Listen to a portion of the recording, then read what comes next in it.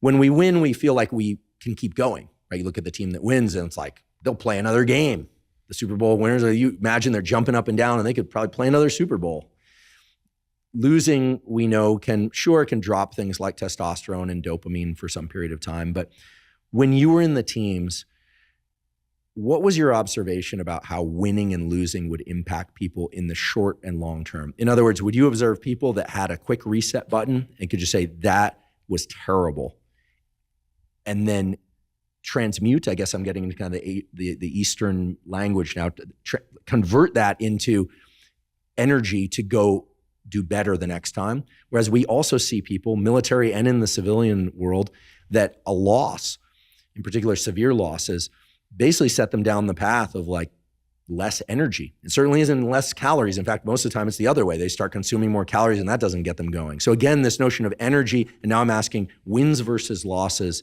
What did you observe?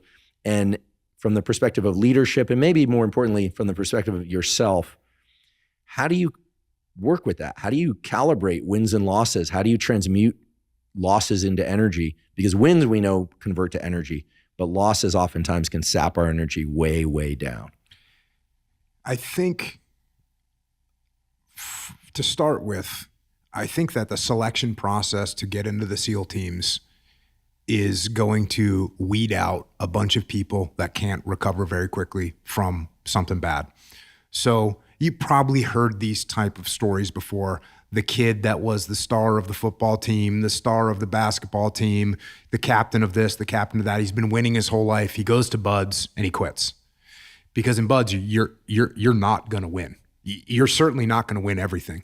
They're going to find what you're not good at, and they're going to exploit that, and you're going to lose. This is what happens. So a lot of guys that may lose and it disrupts their motivation, they're probably just going to quit.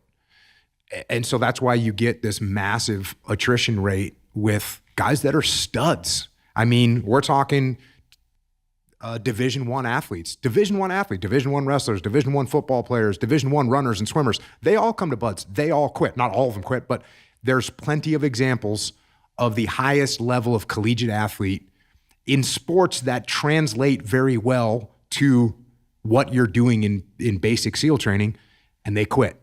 And sometimes it's because they don't know how to lose. They don't know how to recover from a loss, and they're just so I think already once you get to a SEAL team, you've got people that are, generally speaking, going to be pretty resilient when it comes to dealing with a loss. Not only that, I mean, you just get used to, you talk about losing people. You're friends with this guy, you meet this guy in SEAL training. Hey, this guy seems like a stud. Oh, he's just going to quit. And you're going to lose 5, 6, 7 people, 8 people. People quit so fast, you don't even keep track of them.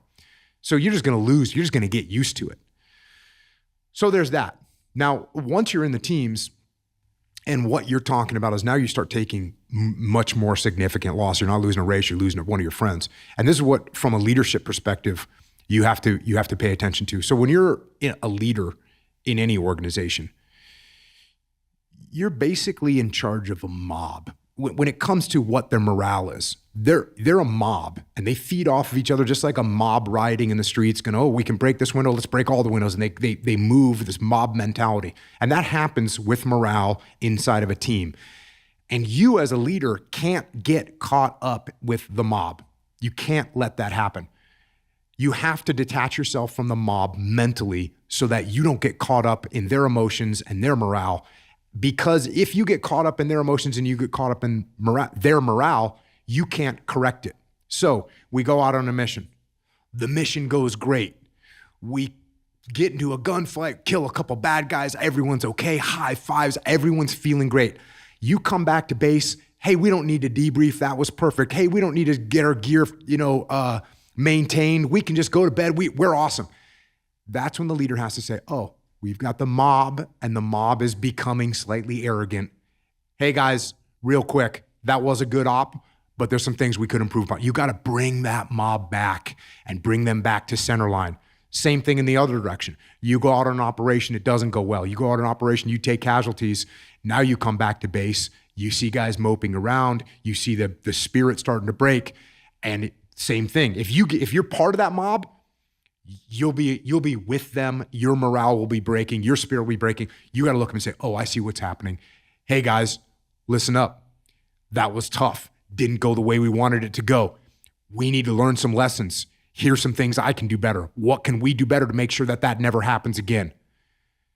What can we do to make sure we have the opportunity to go out and avenge our brother on the battlefield? What can we do to move this thing forward? So as a leader, when it comes to winning and losing, you're generally going to be the person countering what the mob mentality is. Because when the mob starts winning, they want to keep winning and they might get arrogant.